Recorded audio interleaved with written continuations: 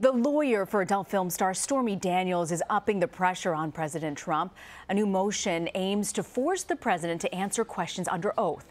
Daniels' lawyer wants to ask the president and his attorney, Michael Cohen, about a $130,000 hush payment. Stormy Daniels received the money days before the 2016 presidential election. It's part of Daniels' effort to invalidate a non-disclosure agreement that she signed to remain silent over an alleged sexual encounter with the president in 2006. If successful, it would be the first deposition of a sitting president since President Bill Clinton in 1998. Bob Cusack is editor-in-chief of The Hill. He joins me now. So, Bob, the White House has denied the Stormy Daniels claims. We saw the briefing yesterday. Do you think that they're going to have to change that strategy in the coming days? I think it depends on the legal fight of whether the president has to be deposed. I think actually Trump avoiding this topic is actually a good thing, and it's something that he hasn't done on other issues and has actually put more attention on controversies. So clearly Stormy Daniels and her attorney, they know how to get publicity. They have been able to give us in the media a news hook almost on a daily basis, and this deposition is the latest one. So I think that for now, the strategy is just to remain quiet. Legally, though, if Stormy Daniels gets a couple wins, that could change.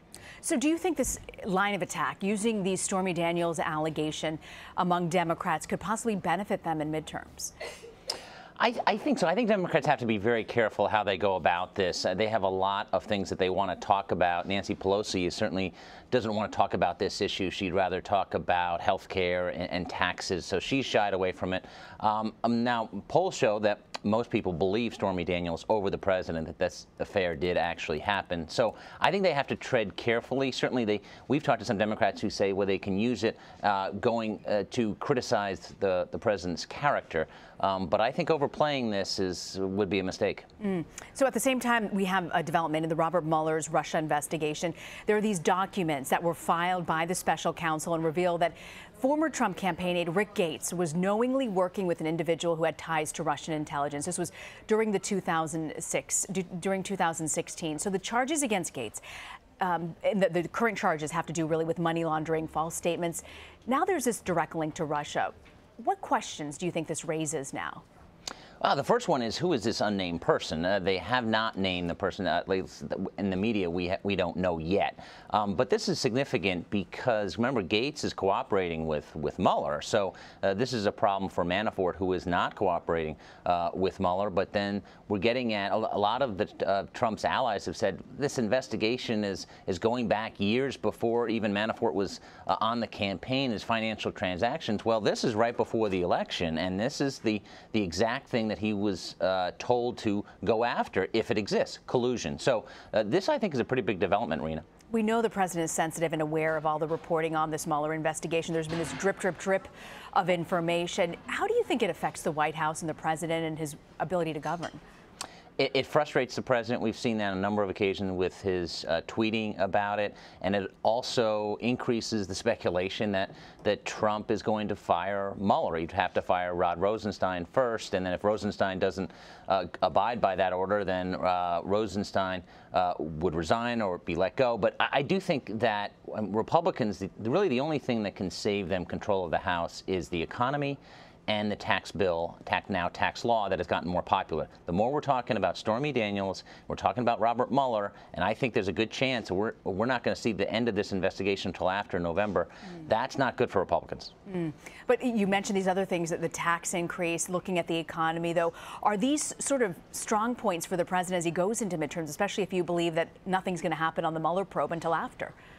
Yeah, and that's what Republicans need to be talking about, is that people are seeing more money in their paychecks, at least some people. There's a new poll out saying a lot of people are not noticing anything. That's a problem for Republicans. But they have to talk about the economy. When Trump, the Dow, when Trump won the election, was 18,300. It's gone up significantly since then. But the problem for Republicans is that most voters vote on personality, not on policy. And that's why Democrats are feeling so optimistic right now. So the president is also trying to get his border wall. We've got sources confirming to CBS News that the president floated the idea of actually using military funds to pay for it. The White House wouldn't comment yesterday when they were asked about this. Why not go public with this strategy? Well, it's very controversial, and it really goes to the question of administration authority and the battle between the legislative branch and the executive branch, and certainly Congress has approved some border security in the omnibus, but Democrats say that is not for a wall, and they say the language supports that. So this, I think, is another issue that the administration is going to push because Trump wants his wall. It's his #1 issue. He hasn't had success in getting it so far, and I think this could end up in the courts. Interesting to hear you say that. Well, at the same time, we also know the U.S. has reached a trade deal with South Korea. It is the president's first since taking office. It'll increase U.S. car exports to the country, and South Korea will also limit steel exports. How big of a win is this for the president? I think it's a decent-sized win. Trump has trade was a big issue for Trump, and certainly this type of deal has got to get the attention of Canada and Mexico because Trump wants to renegotiate NAFTA, and he's very serious about that. So I think for automakers, this is a big deal, and I think that Trump did threaten to pull out of this deal, and then got it renegotiated. So I think it's a decent-sized win. So also, before you go, Bob, I want to ask you about these multiple states who are suing to stop the President Trump's administration from adding a question about citizenship on the 2020 census. So that question hasn't appeared on the census questionnaire since 1950. What are the arguments for and against including it? The argument against is that a lot of people are going to be scared to respond to the census, and then that's going to lead to less accurate data. Now, the case for it, as Marco Rubio tweeted this week, is that we need and should have an accurate count of citizenship, and that is a big deal when you're talking about government resources that are being allocated because of the census results. We need to have that question in there. So I think this issue, especially with the lawsuits, is going to go on for months. Bob Cusack, always a pleasure to have you on, Bob. Thank you. Thanks, Rena.